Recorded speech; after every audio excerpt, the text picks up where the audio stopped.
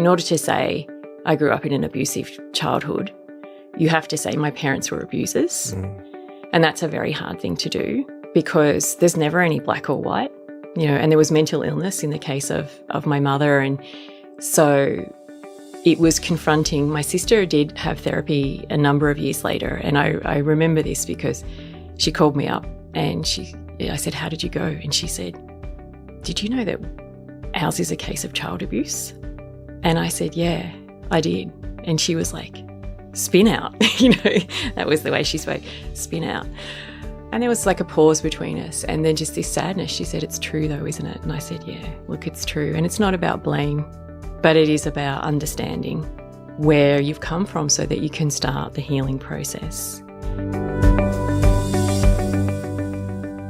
Today's guest, Leah Waters, grew up in a tiny town in Australia, 800 people, and spent the better part of her childhood playing the role of protector of her siblings from physical and emotional abuse from her parents.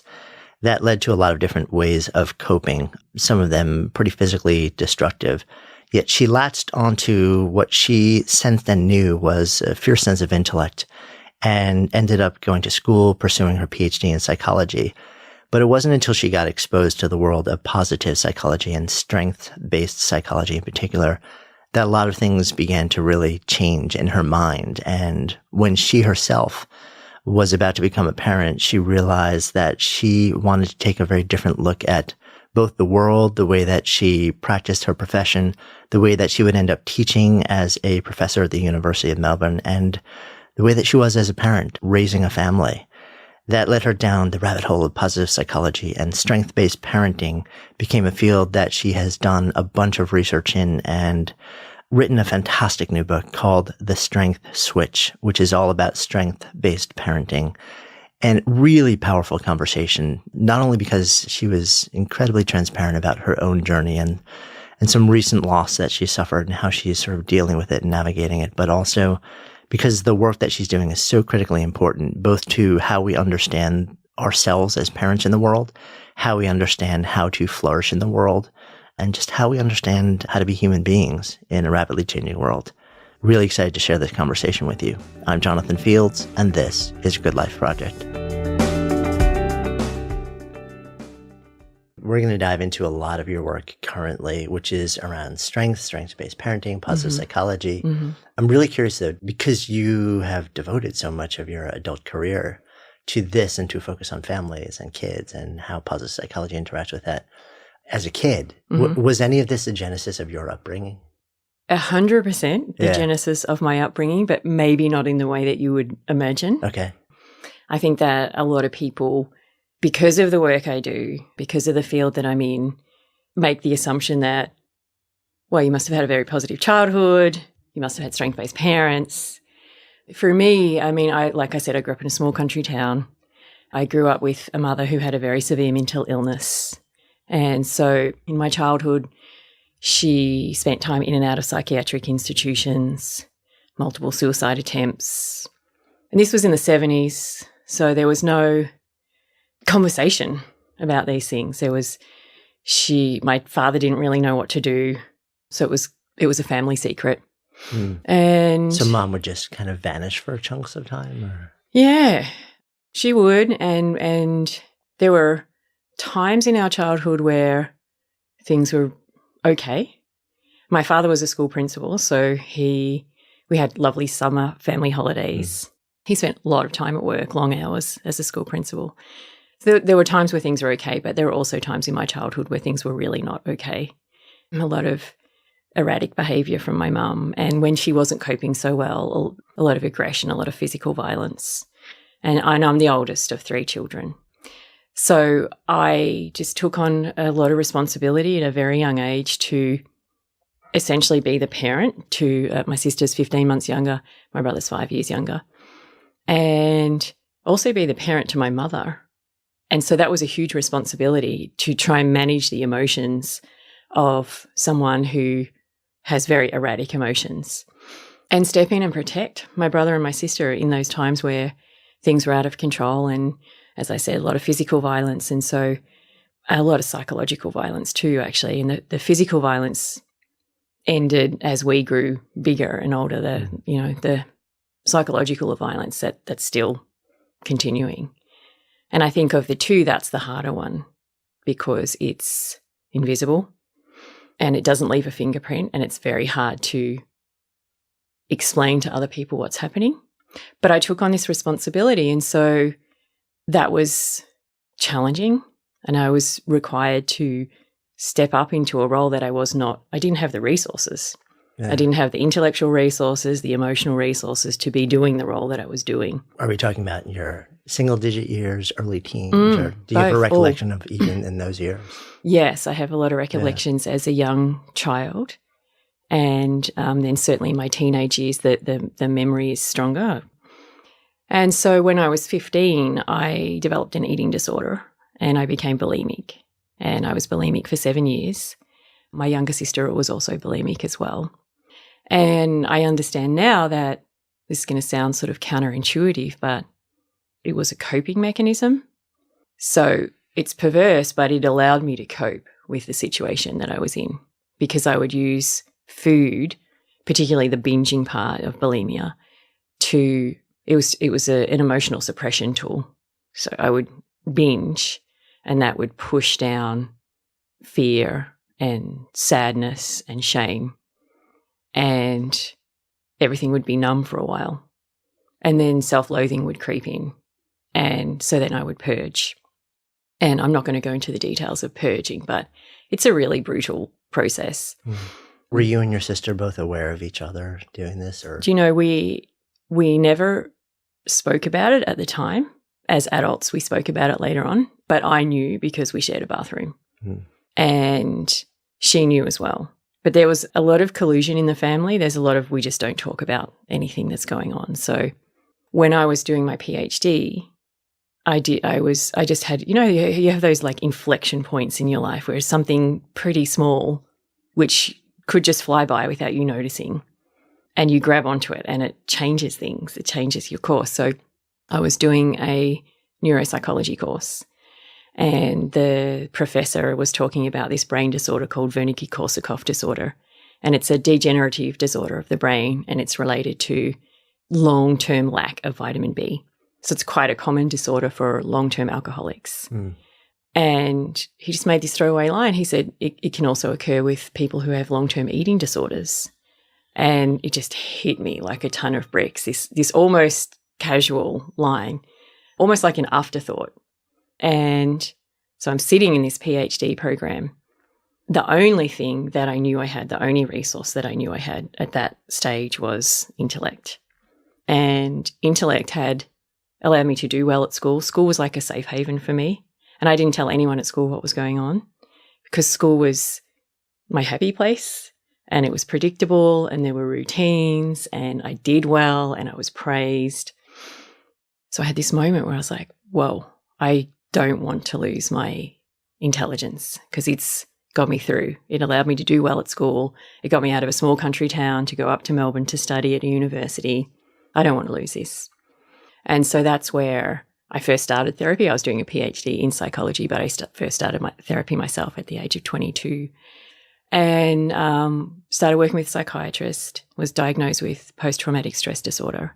From all the up and everything that happened with your mom. Yeah. Did you have any sense that you might be suffering from that level of trauma? I did not. And it's sort of embarrassing to say because I was studying a PhD in psychology. I think I knew that things were pretty deeply wrong with my family, but the word trauma was not something that I would have thought of. I mean, it makes perfect sense to me now, and I was very resistant actually initially. I was like, no, this isn't about abuse. This isn't about trauma. But working with a psychiatrist really helped me to see that was the case of our childhood. And so I worked with him and I overcame the eating disorder, and that was a really important step in the healing journey. When you were doing that work yourself, I'm curious whether that also triggered, okay, so if this is me and I'm doing this, and my sister was doing the same thing and the same behavior, like maybe she's actually suffering the same PTSD. Yep. And at the time I reached out to my brother and my sister about, look, this is what's happening. This is the diagnosis. And it took me a long time to accept that sort of diagnosis, because in order to do that, you really have to, in order to say, I grew up in an abusive childhood, you have to say my parents were abusers. And that's a very hard thing to do because there's never any black or white, and there was mental illness in the case of my mother. And so it was confronting. My sister did have therapy a number of years later. And I remember this because she called me up and I said, how did you go? And she said, did you know that ours is a case of child abuse? And I said, yeah, I did. And she was like, spin out. That was the way she spoke, spin out. And there was like a pause between us and then just this sadness. She said, it's true though, isn't it? And I said, yeah, look, it's true. And it's not about blame, but it is about understanding where you've come from so that you can start the healing process. So it's been a process for my brother and my sister too. And look, we've all handled it in our different ways. So for me, overcoming the eating disorder was a very important start. But then I had a decade of intermittent anxiety and depression. And I think partly because I wasn't using food anymore to suppress the emotion. So they had to find other ways of coming forward. And my sister also, she overcame her eating disorder. She also suffered from a lot of depression and anxiety. And I grew up to become a psychologist and my sister grew up to become a social worker. But very sadly, I lost my sister to suicide earlier this year. So sorry. Yeah, it's hard for me to talk about, but I feel like I should because I just think that we don't have enough honest and open conversation about mental illness, about suicide, about trauma, about abuse. And I feel that we need to just be talking about this more openly and more honestly, maybe to help people to prevent it. In my case, to give dignity to my sister because, I'm a very articulate person and I'm a professor. I speak all across the world. I'm a writer. I've never struggled with words. But I do not have words to describe the pain of losing her in that way. But I also don't want to keep it a secret because I'm not ashamed of what she did. And I don't want to feel like it's something that I don't talk about because I feel like somehow that's me saying I'm ashamed.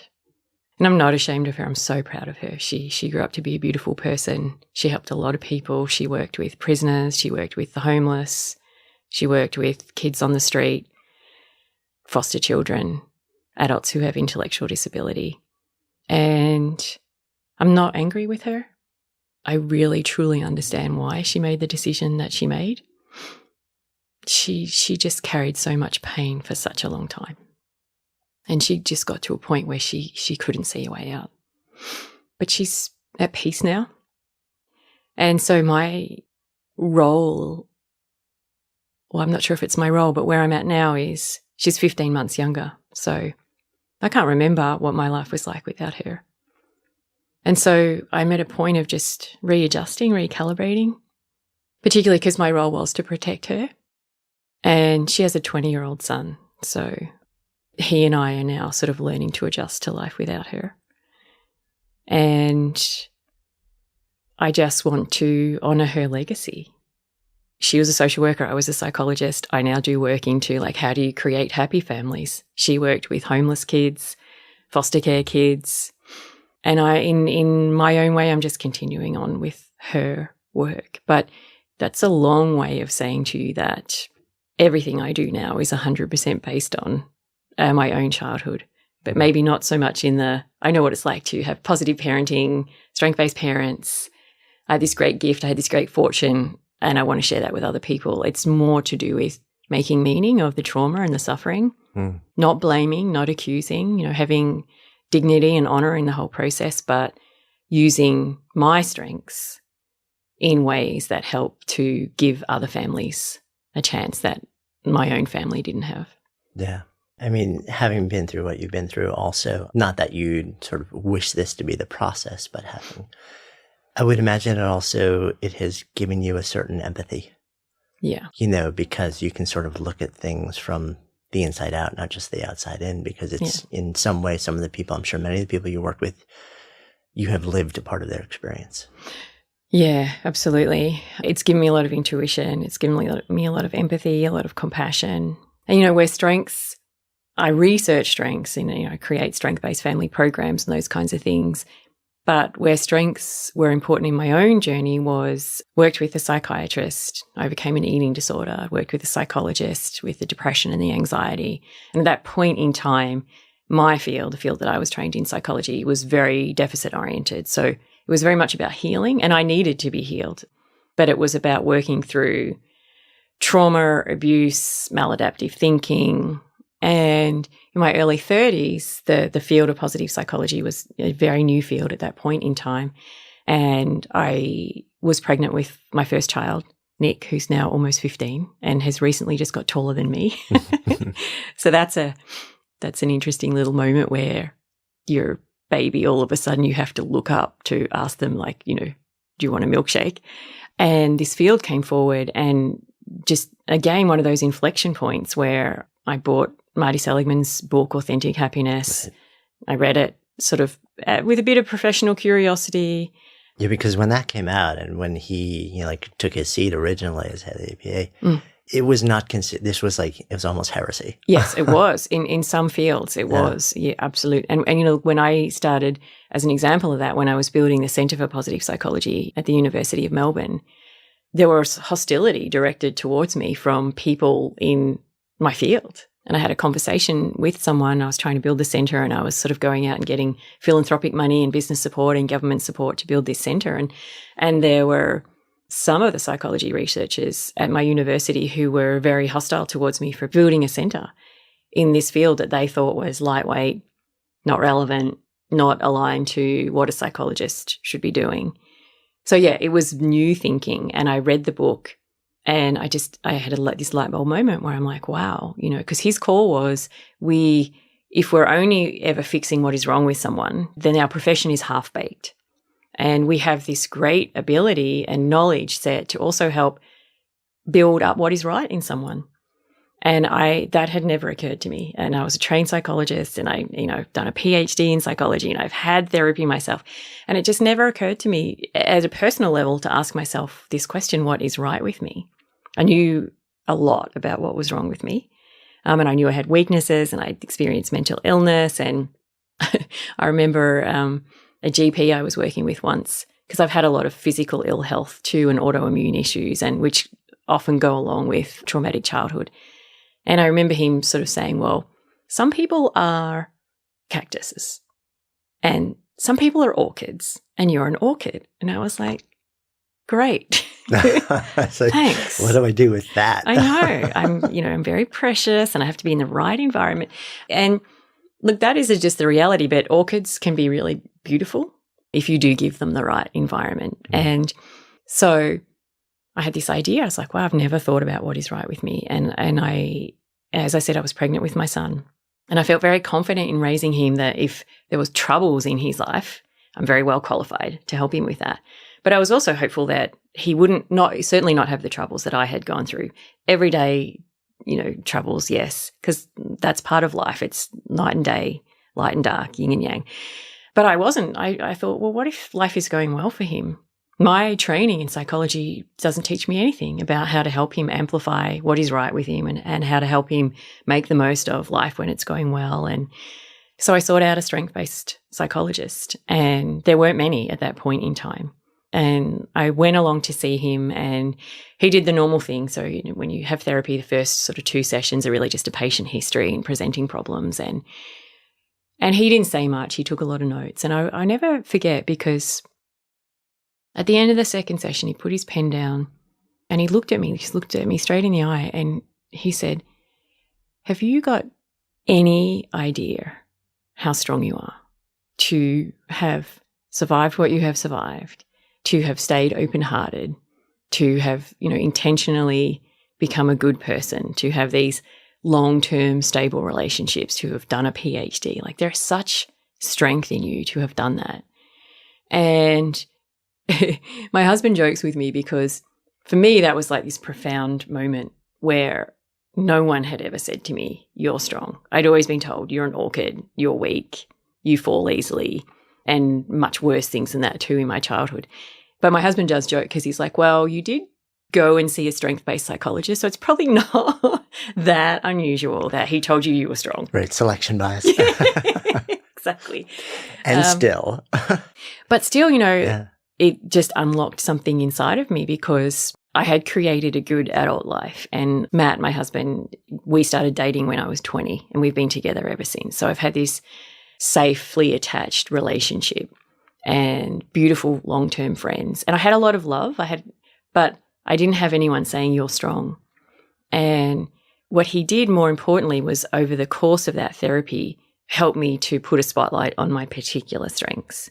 And he helped me to see that during my childhood and during my teenies, I left home when I was 17, that I'd been drawing on all of these strengths to help me navigate and survive and to help me take care of my younger brother and my younger sister and, to help me to be a loving daughter towards my parents. But I didn't know that I was doing that. And so he helped me to see, for example, how my intelligence was this great strength and a great resource that allowed me to understand what was happening in the family system, do well at school, get myself out of a small country town, go to the big city, study at university level. He helped me to see how my social strengths and just my kindness had helped me to form just really beautiful friendships. So things were not happy at home, but I had really, really lovely friends.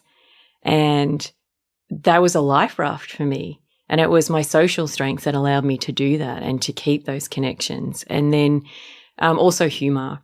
So that is a strength of mine. It comes out in certain, playful contexts. And I know I look back at school and I was that kid who was able to make people laugh and even make my parents laugh and make my brother and my sister laugh. That was one of the things that I did to kind of just create a bit of levity. And, humor is a transcendent strength. Humor is the strength that allows you to rise above.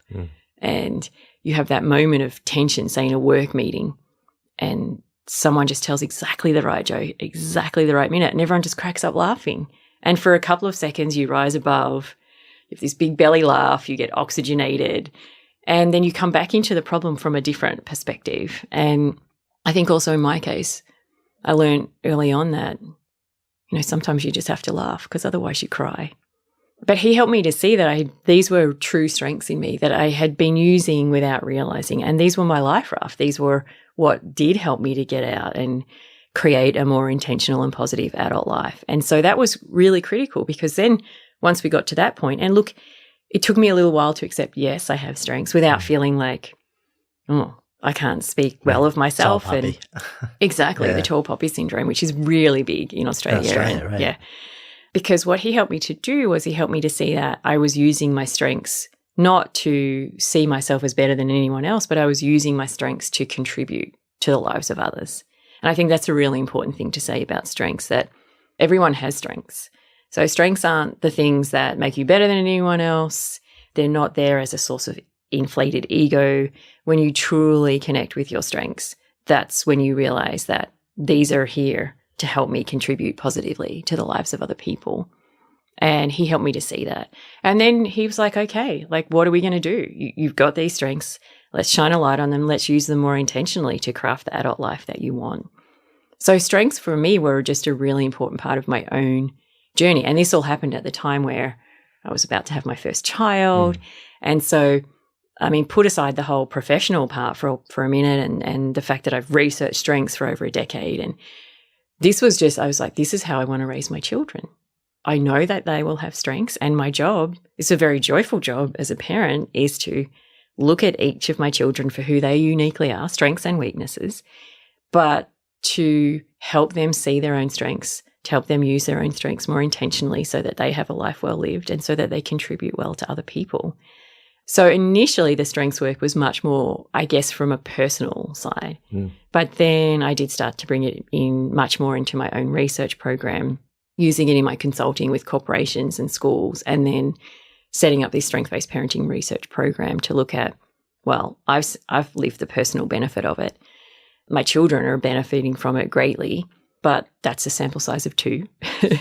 And I'm a researcher, so, I want to be able to say this is generalizable and we can see this in large samples. And so building that research program to have a look at, what happens to the life of a child or a teenager who when they have parents who help them to see and use their own strengths in an intentional way. And the research program has shown that when you have a strength-based parent, the teenagers and the children who report having a strength-based parent, strength-based parenting is a protective factor, firstly. And, that's a terminology we use in psychology to mean that it protects young people from states like anxiety and depression. It's a buffer for stress. It's not going to prevent you from your child from experiencing stressful life events, but it buffers the way a child reacts because they have their own internal toolkit. They can draw on particular strengths to say, okay, this sucks, but I have some resources that I can bring to this situation. So the first thing we found is it's a protective factor. And then the second thing we found is that it goes above and beyond that. So it doesn't just protect against some of the darker emotions in life, but it also enhances and enables some of the lighter emotions in life. So what we found in the research program is that teenagers and children who have parents who help them to see and use their strengths have high levels of life satisfaction, high levels of positive emotion, they're happier, they have more self-efficacy, they have more engagement, they have more persistence, they do better academically at school. So it's both a protective factor and an enhancing or enabling factor in a young person's life. Yeah, and it makes a lot of sense. I think it'd probably be helpful to sort of define what we mean by strengths because it's not as thrown around as words like authenticity these days, but increasingly, and I think in no small part because of a blend of the rise of positive psychology and then at the same time the work that, the Clifton Strengths Finder, which sort of like came out of a slightly different approach. Yes. The word is used a lot, but I don't think there's a real clear understanding of what we're really talking about. So when you're talking about it, what are you talking about? Yeah, I'm so glad you have asked me that question now, and I feel I should have said that no worries. at the start of the interview. But so you're right, it's used a lot, and there are lots of different sort of research perspectives to it. And the way that I look at strengths is that we have, firstly, two broad kind of buckets of strengths. We have strengths of talent. That's the sort of Gallup work, the Clifton work. And we also have strengths of character. And so the strengths of talent are performance-based, they're skill-based, they're observable. And strengths of character are more to do with the positive aspects of our personality. They're not performance-based. They're less observable because they're to do with our inner landscape, although you can easily learn to start to see character in people. And we all do it anyway. We get walk into a room, you get an immediate sense of someone's character. So that's the first thing to say about strengths, and that's important because most of us, when we think about strengths, we think about the talent-based strengths. So we think about sporting ability or musical ability or artistic ability or IQ. And we don't think to look at these strengths of character, a person's integrity, their honesty, their kindness, their courage, their leadership, their social intelligence. What I'm trying to do with a strength-based parenting approach is to help parents work with their kids to maximize and make the most of the assets, the resources, the positive qualities that their kids already have, rather than spending all of our energy trying to sort of compensate for what's lacking and what's missing. Fix the flaws or the problems or the weaknesses, And so it's important that we understand that there are both the talents and the character strengths. Because otherwise some parents could inadvertently be taking a strength-based approach but only be focusing on these performance-based abilities and not recognizing that actually my child has all of these other strengths and they're the character-based strengths. They're a little bit more invisible. So that's the first thing to say about strengths. Then the second thing to say is that, most people, if you ask them what a strength is, they'll say strength is something that I'm good at.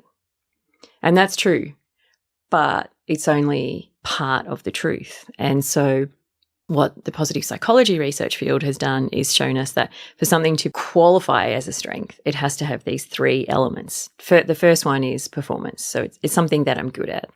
The second one is energy. And the third one is self-motivation. So for something to be a true strength as a psychologist, what I'd be looking for, and as a parent, what you'd be looking for is, where do I see high performance in my child? Meaning, where do I see that they're like above average?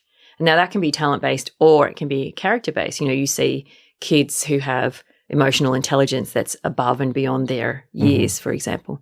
So where do I see above average performance? Where do I see a pattern of consistent and repeated high performance? And where do I see a rapid learning curve?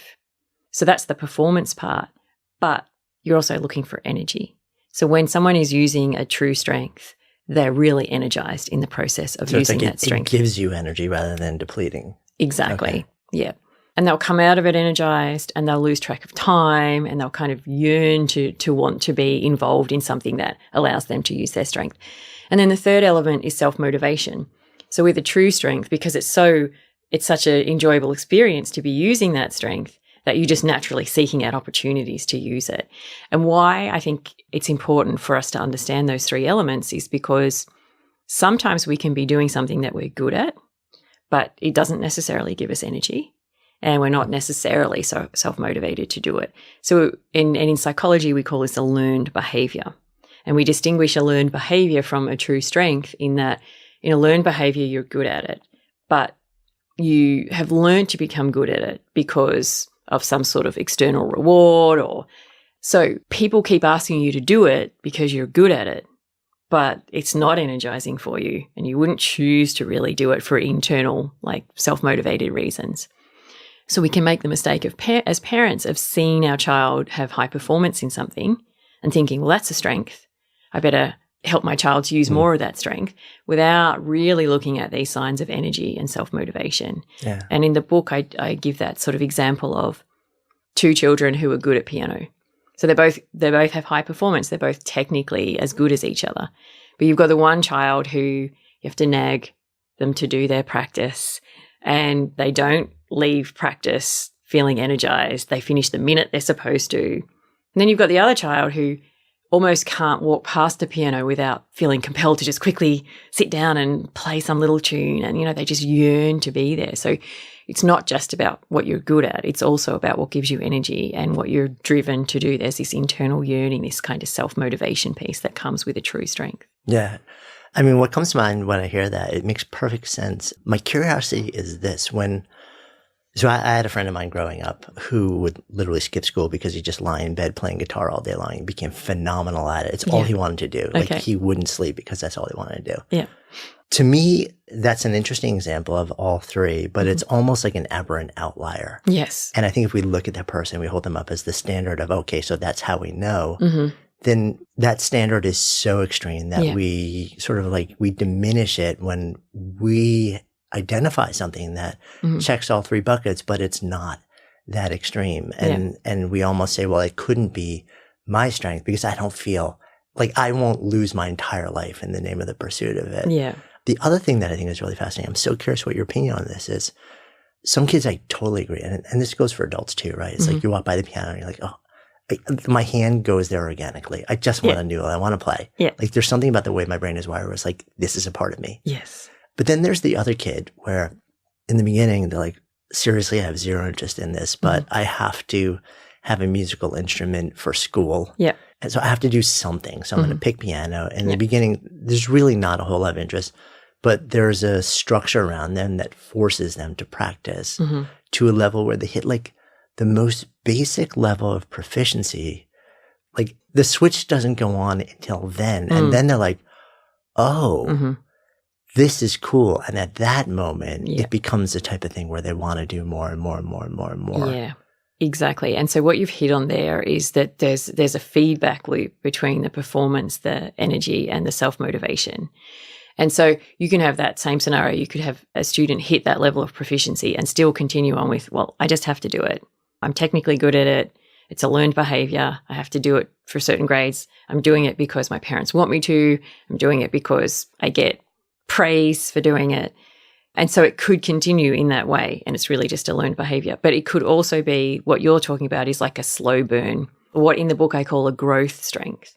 So you've got the true strengths where they're pretty evident from a reasonably early age, and they become much more evident in the teen years. And we can talk a little bit later on, if you like, about the sort of how the neuroscientists are catching up with why that is the case.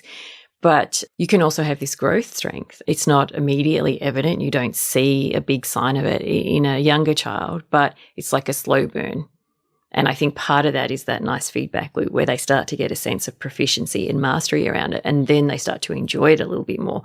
And then because they're enjoying it a little bit more, they're getting more energy. And because they're getting more energy, they're more self-motivated to practice. And the more you practice, the better you get. So it turns into this beautiful feedback loop. And, I think this is the interesting thing about strengths is that they're dynamic, they evolve. It's not a kind of category of like, all right, so these are your weaknesses and they're always in this category, and this is your learned behavior and this is your strength. There's fluidity amongst those three. They can change and grow over time. Yeah, which is so interesting also because I've had mixed conversations about that where some folks are like, it is what it is. Mm-hmm. It's not so much on the weakness side but on the strength side. It's kind of like once you hit a certain age, it kind of is what it is. And you can maybe strengthen one a little bit or make it more, dominant in your profile. Yeah.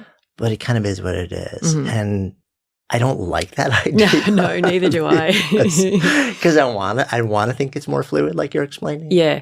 Look, my understanding is it's fluid, but I totally agree with what you're saying. Even the researchers who are researching this, whether they know it or not, you can see through the way they're researching.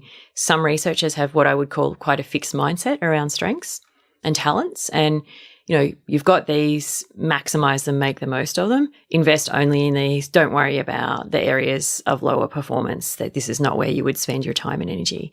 And then there are other researchers and scientists, and in the book I talk about this idea of strengths flexibility. There are other researchers and scientists who are probably more along the kind of self-improvement line. You can improve anything. So then the question is, where do I want to invest my energy? Where am I going to get the most amount of time or most return on investment for what I seek to improve? Now, what we know about strengths is that they're partly nature and they're partly nurture. So my definition of strengths development is that strengths development equals ability times effort. You or I may be born with a slightly greater ability, let's say swimming. So I may have been born with a slightly greater ability for swimming than you, and that will be to do with my muscle constellation and my skeletal frame. But that's only half of the equation. A big part of the equation is the effort piece and what it is that you choose to kind of repeatedly practice and build up. What the scientists do show us is that if you have a slight sort of genetic advantage, then so you and I put in exactly the same level of swim practice. If I'm born with that being more of a strength than you, I will get what the psychologists call the multiplier effect, which means that for every one increment, the same one increment of effort that you and I both put in, my ability gets slightly better, slightly better, slightly better. So your feedback is being amplified also, and you want more of it. Yeah. That's not the same as saying there's no point me working on this because I wasn't born with the same level of ability as the person swimming laps next to me. So I'm more along the lines of self-improvement, and everything can improve and you can get better. And then you just make wise choices about, well, what do I want to get better at? And there are some weaknesses that we do have to work on. Everyone thinks that because I'm a strength-based parent that I just ignore the weak spots in Nicholas and Emily, and I don't. We are, actively and intentionally working on some of the weaknesses of Nick and Em. And probably I should define what a weakness is too, right? If we're talking about a definition of a strength. So for me, a weakness, it's a very simple definition. A weakness is some kind of flaw that prevents us from being effective. And everyone has weaknesses. Even parents. Even parents. Note to self, don't let daughter listen to this. Well, I mean, when I work with parents, this is one of the interesting things is that one of the core sort of concerns that someone has about taking on a strength-based parenting approach is that they'll come and they'll say, Lee, isn't that a little bit unrealistic? Does this mean that I'm just going to ignore all the weaknesses in my children? Does this mean I'm going to create this kind of like snowflake child or overinflated ego who just thinks that all they are is strength? And what I found in the work that I've done, so I've done work running parenting workshops here in the States, in Hong Kong, in Canada and Australia and New Zealand, is that there's this lovely counterintuitive. And that is that as you start taking a strength-based approach with your children, it actually opens up the doorway for you to work on weaknesses in a much more open, less defensive way. with your child. And the reason for that, I think, is that your child knows first and foremost that you see the good in them and that you're going to start from a basis of strength before you go in to work on weaknesses, idiosyncrasies, flaws, faults. But to get back to that idea of a weakness, for me, the way I define it is it's a flaw that compromises your ability to be effective. So everyone has them. And I think there's 3 really important messages to send to your children. A, everyone has them. B, there's nothing wrong. There's not something wrong with you. It's just normal. And then C is, well, how many of my weaknesses do I need to work on? And how much time and energy do I put into that? So in the parenting workshops, I get the parents to pick up the pen with their non-dominant hand. So for me, that's my left hand. And I ask them, write your children's names with your non-dominant hand. And then at the end of that exercise, I say, okay, now swap it over to your dominant hand and do the same thing. And it's comparable to strengths.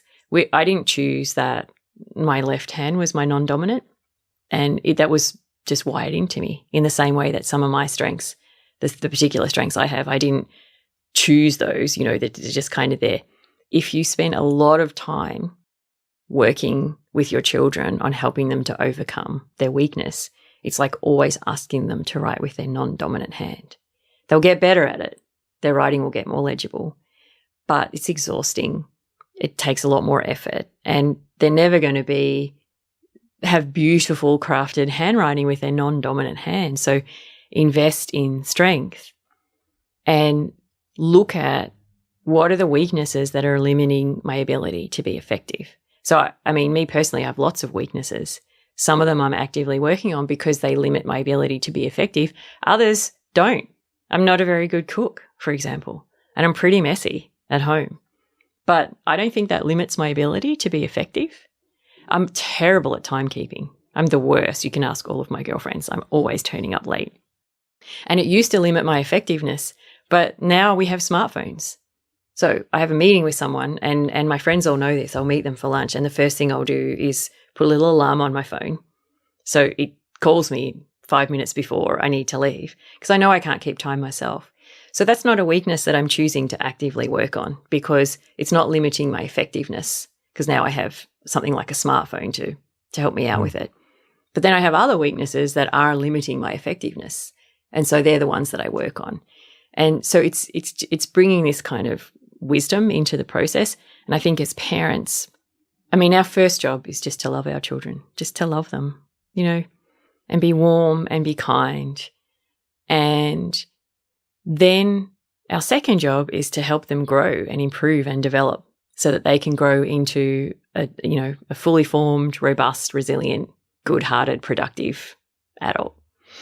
So then you have to ask yourself, okay, what are the things in my child that I see, the weaknesses in my child that I see will limit their effectiveness?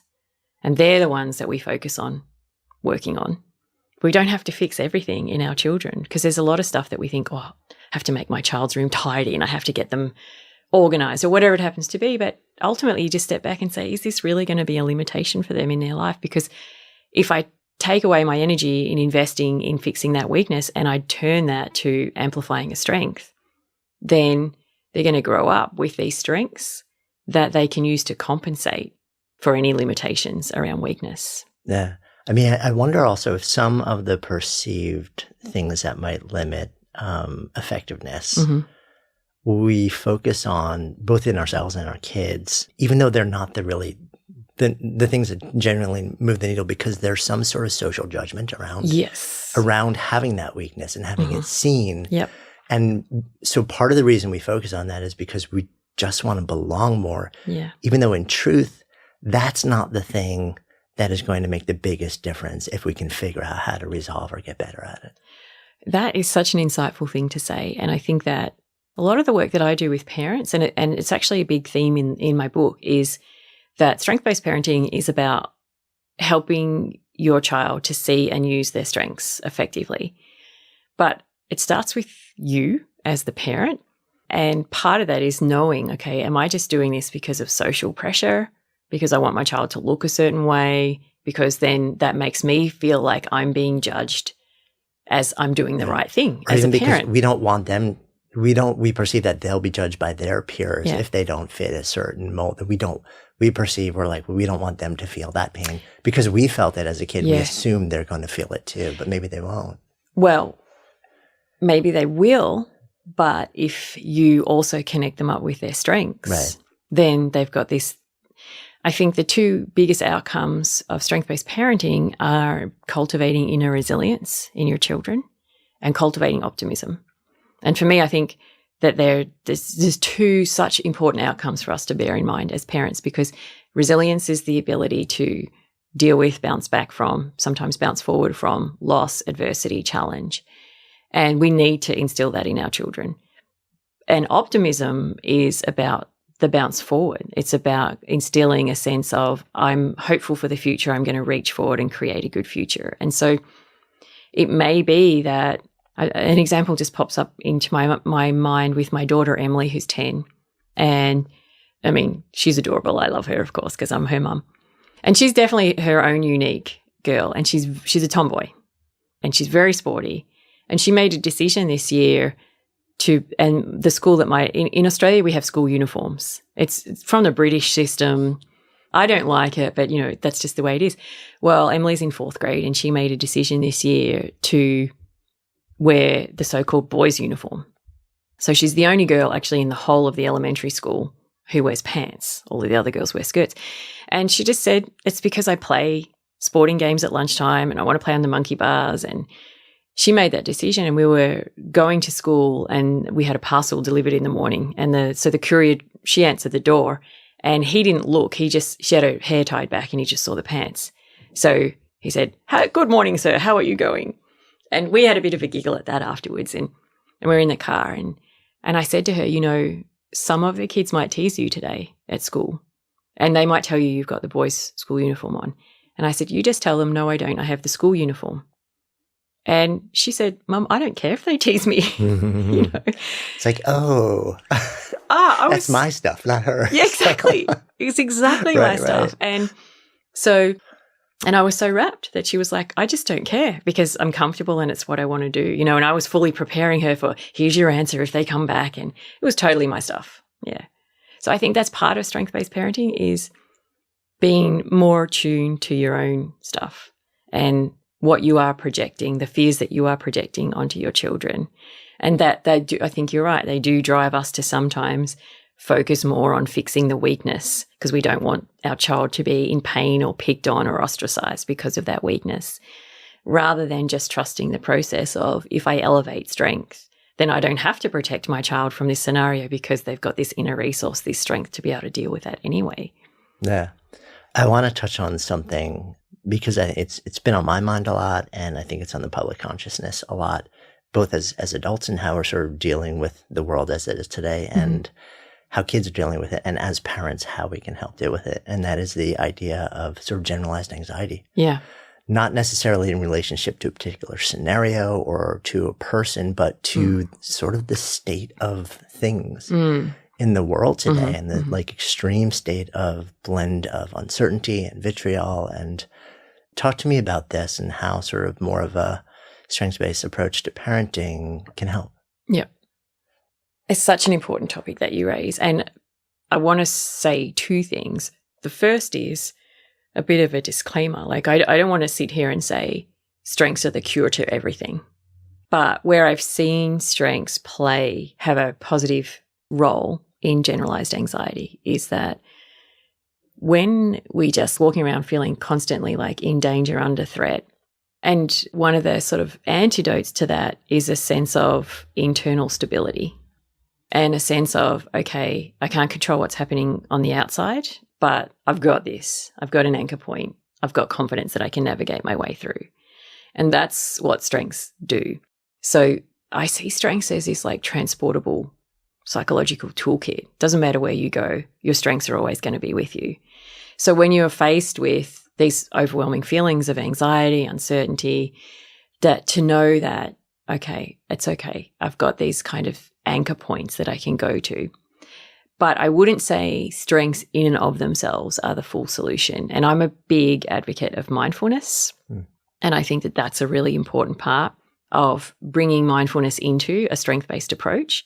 Because what mindfulness does is, well, it does lots and lots of different things, but one of the things it does for kids and for teenagers, like at a bare minimum, is to help them to have a little bit of just create that pause of, okay, my nervous system is overregulated right now. I can feel tension in my throat. I'm thinking this.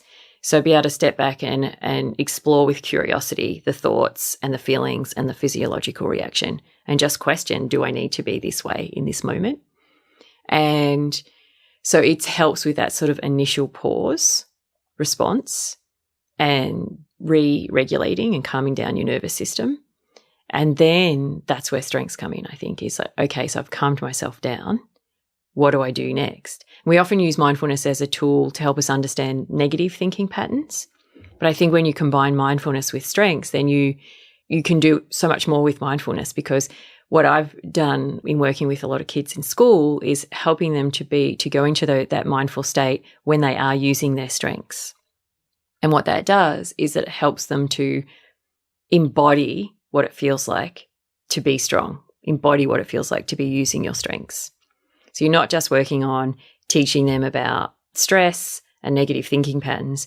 You're also saying, okay, in this moment where you're using a strength, let's be mindful. Let's tune into, what am I thinking? What am I feeling? What am I hearing? And then it's like a place to return to. They know what it actually feels like. So my son, Nicholas, for example, he's a basketballer. And when he's shooting a basket and he's really in the zone, he says to me, Mum, it's like telescope. It's like just this tunnel vision, and it's almost like my arms are talking to the net. So he knows that feeling of that moment when he's in a moment of strength, and then that helps him to return back to it. So I think strengths help with anxiety at a kind of like a cognitive level, like a confidence level, like doesn't matter where I am, I've got this transportable toolkit. But then when you combine the mindfulness piece, it also helps at that more embodied level. Yeah, it gives you the meta-awareness to actually understand when you're in it, and what does it feel like when you're in it? Exactly, like yeah. And it occurs that, I think there's probably also a flip side, which is that Kierkegaard said anxiety is a dizziness of freedom. Mm-hmm. That we try to eliminate every opportunity for any experience of suffering or pain or anxiety from our own lives, and then as parents from our kids' lives too. Yeah. But maybe elimination is not actually the goal. Maybe like a certain of that is actually a signal of investment, a signal that, is completely natural. And the goal is, it must be there if uncertainty is there, and uncertainty must be there if possibility is there. So we don't want to actually eliminate it. We want to, more what you're saying, learn how to identify and maybe start to try and figure out, okay, what is a certain amount of generative, healthy unease versus something that starts to lead to dysfunction. Yeah, totally agree. And, as I said, the research program has shown that strength-based parenting is a protective factor. And so it's not about being the helicopter parent, or in Australia we have this term, the lawnmower parent. Have you heard of that term? So, you just visualize the parent with the lawnmower, the motor mower, like kind of mowing out this path in front of their child. So the child doesn't have to hack away at anything or, stumble or fall.